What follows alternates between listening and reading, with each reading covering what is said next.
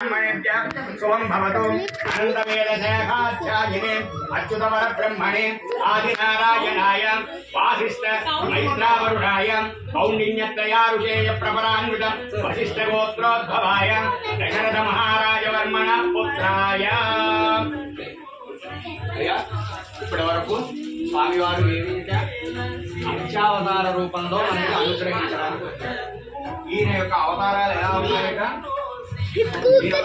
గొప్పతనం ఏమిటి అంటే వాసిష్ఠ మైత్రావరణ కౌండిన్య ఈ ముగ్గురు ఋషులకి సంబంధించిన త్రయారుషేయం.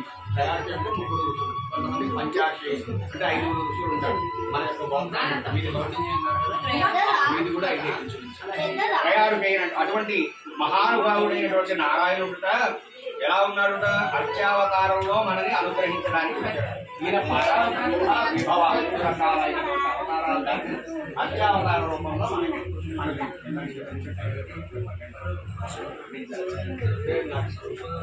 ఎమోషనల్గా చెప్తారు. ఎక్కడో విభవావతారం అంటే రాముడిగా లక్ష్మణుడిగా రాముడిగా కృష్ణుడిగా వచ్చాడు. అలాగే ఆయన వైకుంఠంలో ఉన్నప్పుడు పరావతారం అంటారు. పరావతారంలో ఉంటే మనం సేవించుకోలేము, ఎందుకని దేహంతో మనం అక్కడికి వెళ్ళలేము. ఆత్మలు మాత్రమే అక్కడికి పుణ్యపాపాలు అన్ని కూడా లెక్క చూసిన తర్వాత మరి భగవంతుని సేవించుకోవడానికి ఎలా సాగుతుంది? ఆ తర్వాత అతన్ని ఆయన విభావావతారంలో ఎడుదురుగమ్మా సీతమ్మ తల్లి ఇక్కడ కూర్చుంది, పెళ్లి కూతురే కూర్చుంది, పీటల మీద వెళ్ళాలి ఇంకా రామయ్య దగ్గరికి. అనగా ఎదురుగు అనగా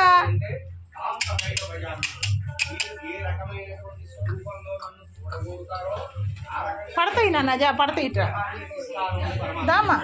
అందుకే చూడండి, హిరణ్యకశ్యపుడు ఏం కోరాడు? మొత్తం ఏ విధమైనటువంటి వస్తువు వల్ల మరణం లేకుండా కోరినా ఆ ప్రహ్లాదుడైనటువంటి భక్తుల్ని ఆయన అనుగ్రహించడం కోసం నారసింహ అవతారంలో వచ్చాడు. అటు నరుడు కాదు, అటు మృగము కాదు.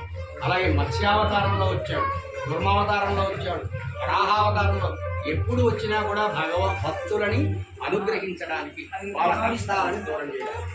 అయితే మరి కలియుగంలో ఏ రూపంలో వచ్చాడు? అర్చావతారం. అందుకే మనందరం ఇల్లు కట్టుకున్నప్పుడల్లా ఒక ప్రత్యేకమైనటువంటి ఆ స్వామి కోసం ఒక రూముని కేటాయించుకుంటాం, పూజా మందిరం అనే పేరు.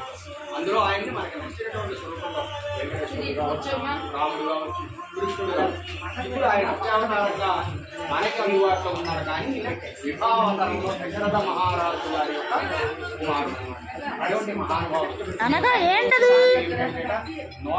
ఏంటమ్మా శ్రావ్య అక్కడ చూడు.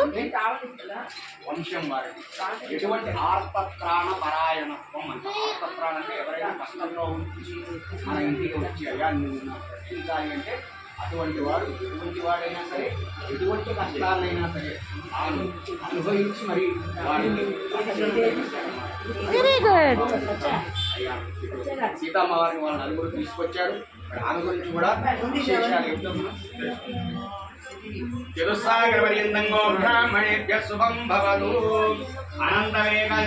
అనంతవేద శాఖాధ్యాయినే అచ్యుతపర బ్రహ్మణే ఆదినారాయణ వాసిష్ఠ మైత్రావరణ కౌండిన్య వశిష్ఠ గోత్రోద్భవాయ వర్మణ పుత్రాయ దశరథ మహారాజు గారు కుమారుడైనటువంటి రామచంద్ర స్వామికి తగినటువంటి అమ్మాయిని తీసుకొచ్చారు వాళ్ళు.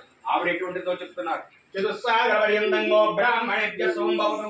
అనంతవేద శాఖాధ్యాయినే అచ్యుతపర బ్రహ్మణే ఆదినారాయణాయ వాసిష్ఠ మైత్రావరణ కౌండిన్య త్రయారుషే ప్రవరాన్విత వశిష్ఠ గోత్రోద్భవాయ అచ్యుత